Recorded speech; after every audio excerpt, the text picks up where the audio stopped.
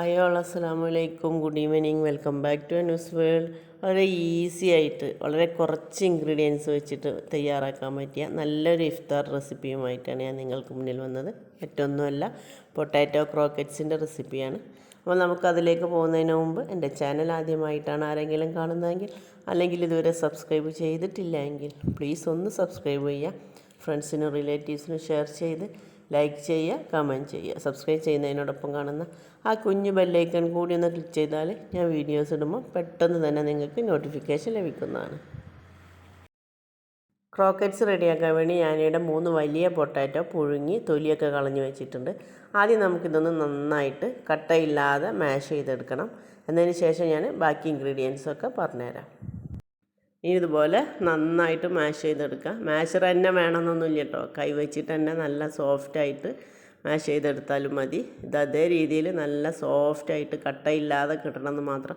നമ്മൾ ചപ്പാത്തിക്കൊക്കെ പൊടി കുഴച്ച് വെക്കുന്നില്ല, അതേപോലെ നല്ല സോഫ്റ്റായിട്ട് കിട്ടണമെന്ന് മാത്രം. ഇനി ഇതിലേക്ക് ഞാൻ 3 ടേബിൾ സ്പൂൺ കോൺഫ്ലവറാണ് ചേർത്ത് കൊടുക്കുന്നത്. എൻ്റെ കയ്യിൽ വലിയ പൊട്ടാറ്റോ ആയിരുന്നു, അതുകൊണ്ടാണ് ഞാൻ 3 ടേബിൾ സ്പൂൺ ചേർത്തത്. ചെറിയ പൊട്ടാറ്റോ ആണെങ്കിൽ 2 തന്നെ മതിയാവും. പിന്നെ അതിലേക്ക് ആവശ്യത്തിനുള്ള ഉപ്പിട്ട് കൊടുക്കാൻ. ഞാൻ പൊട്ടാറ്റോ ആദ്യം കുറച്ച് ഉപ്പിട്ടിട്ടാണ് വേവിച്ചത്, അതുകൊണ്ടാണ് കുറച്ച് ഉപ്പിട്ട് കൊടുത്തത്. അപ്പോൾ നിങ്ങൾ ഉപ്പിട്ട് കൊടുക്കുമ്പോൾ പ്രത്യേകം ശ്രദ്ധിക്കുക. പിന്നെ ഞാൻ കുറച്ച് മല്ലിയില ചെറുതായിട്ട് കൊത്തിയരിഞ്ഞതാണ്. നിങ്ങളുടെ കയ്യിൽ പാഴ്സ്ലി ലീവ്സ് ഉണ്ടെങ്കിൽ അത് ചേർത്ത് കൊടുക്കുക. അതുപോലെ തന്നെ ഞാൻ കുറച്ച് ഒറിഗാനോ ആണ് ചേർത്ത് കൊടുക്കുന്നത്. ഇത് തീർത്തും ഓപ്ഷനിലാണ്, കയ്യിലുണ്ടെങ്കിൽ മാത്രം ചേർത്താൽ മതി. ഇനി ഇതൊന്നും ഇല്ലയെന്നുണ്ടെങ്കിലും കുഴപ്പമില്ല. അതുപോലെ തന്നെ ഒറിഗാനോ തന്നെ വേണമെന്നില്ല, മിക്സ്ഡ് ഹെർബൽസോ പിന്നെ ചില്ലി ഫ്ലേക്സോ ഏത് വേണമെങ്കിലും ഇട്ട് കൊടുക്കുക. ഒരു ഫ്ലേവറിന് വേണ്ടി മാത്രം വളരെ കുറച്ച് ഇട്ട് കൊടുത്താൽ മതി, ഇല്ലെങ്കിലും സ്കിപ്പ് ചെയ്യാവുന്നതാണ്, ഒരു കുഴപ്പമില്ല. കോൺഫ്ലവറും ഉപ്പും മല്ലിയിലയും മാത്രം മതിയാവും. ഇനി ഇതെല്ലാം നന്നായിട്ടൊന്ന് മിക്സ് ചെയ്തെടുക്കുക.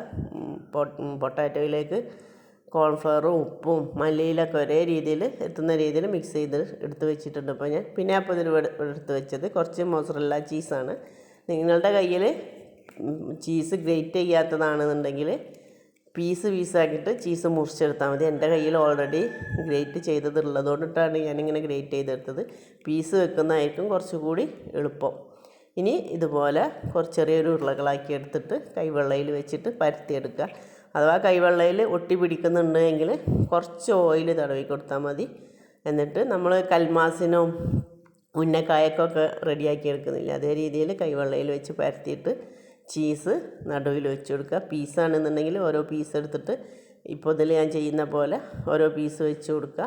എന്നതിന് ശേഷം ബാക്കിയുള്ളതൊക്കെ പിന്നെ നമ്മൾ കൽമാസമൊക്കെ ചെയ്തെടുക്കുന്ന പോലെ തന്നെ അടിയിൽ നിന്ന് റോൾ ചെയ്തെടുത്തിട്ട് നന്നായിട്ട് ഷേപ്പാക്കി എടുക്കുക. കൽമാസിൻ്റെ രീതിയിലുള്ള ആ ഷേപ്പ് തന്നെ വേണമെന്നൊന്നുമില്ല കേട്ടോ, നമുക്ക് എങ്ങനെ കഴിയണം അതിനനുസരിച്ച് നന്നായിട്ട് റോൾ ചെയ്തെടുത്താൽ മതി.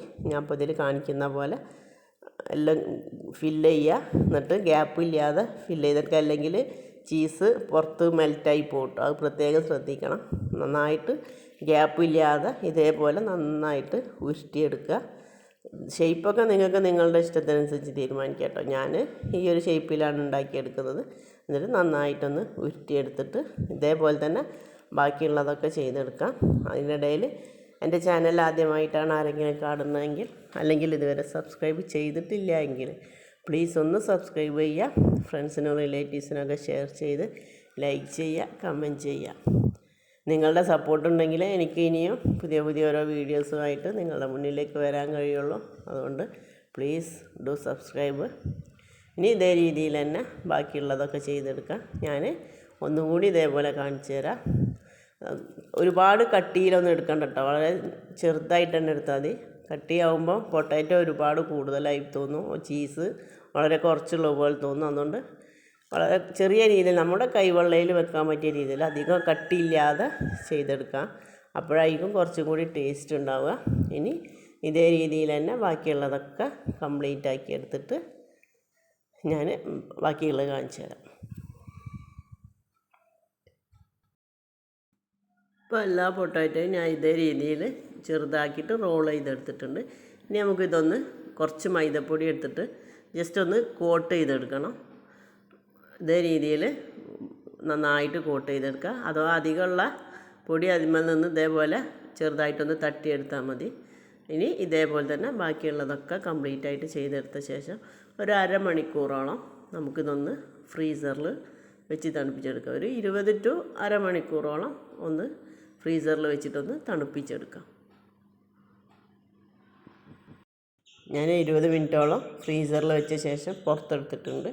ഇനി ഞാൻ 2 മുട്ട എടുത്തിട്ട് നന്നായിട്ടൊന്ന് ബീറ്റ് ചെയ്തെടുക്കണം. അതിലേക്ക് കുറച്ച് ഉപ്പ് ചേർത്ത് കൊടുത്തിട്ടുണ്ട്. നിങ്ങൾക്ക് വേണമെങ്കിൽ പെപ്പർ പൗഡർ ചേർത്ത് കൊടുക്കുക. ഞാനൊന്നും ചേർത്തിട്ടില്ല, ഉപ്പ് മാത്രമേ ചേർത്തിട്ടുള്ളൂ. എന്നിട്ട് നന്നായിട്ടൊന്ന് മിക്സ് ചെയ്തെടുക്കുക. എന്നതിന് ശേഷം ഓരോ റോളും എടുത്തിട്ട് എഗ്ഗിൽ നന്നായിട്ട് ഡിപ്പ് ചെയ്ത ശേഷം ബ്രെഡ് ക്രംസിൽ നന്നായിട്ട് കോട്ട് ചെയ്തെടുക്കാം. നന്നായി തന്നെ കോട്ട് ചെയ്തെടുക്കണം കേട്ടോ. ഇനിയൊക്കെ നമ്മൾ കട്ട്ലൈറ്റിലൊക്കെ ചെയ്തെടുക്കുന്ന പോലെ തന്നെ നന്നായിട്ട് ബ്രെഡിൽ കോട്ട് ചെയ്തിട്ട് നമുക്ക് കുറച്ച് സമയം വെച്ച ശേഷം പൊരിച്ചെടുക്കാം. ഇതേ രീതിയിൽ ഇനി ബാക്കിയുള്ളതൊക്കെ കംപ്ലീറ്റ് ആയിട്ട് എഗ്ഗിൽ ഡിപ്പ് ചെയ്യുക, ബ്രെഡ് ക്രംസിൽ കോട്ട് ചെയ്തിട്ട് എല്ലാം ആദ്യം ഞാനിതൊന്ന് റെഡിയാക്കി എടുക്കട്ടെ. അതിന് ശേഷം ഞാനവിടെ എണ്ണ ചൂടാക്കാൻ വേണ്ടി വെച്ചിട്ടുണ്ട്. അത് മീഡിയം ടു ലോ ഫ്ലെയിമിൽ വെച്ച ശേഷം നമുക്കിനി ഇത് ഓരോന്നും നന്നായിട്ട് ഡീപ്പ് ഫ്രൈ ചെയ്തെടുക്കാം.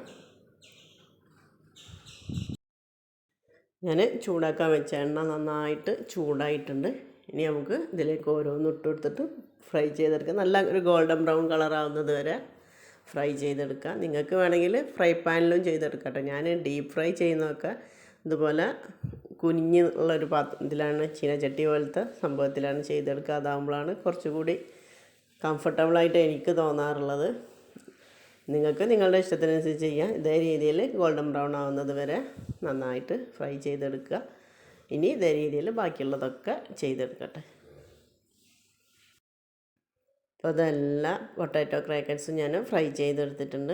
പുറമെ നല്ല ക്രിസ്പിയും ഉള്ളിൽ നല്ല സോഫ്റ്റും ചീസിയും ഒക്കെ ആയിട്ടുള്ള നല്ല അടിപൊളി ഒരു സ്നാക്സാണിത്.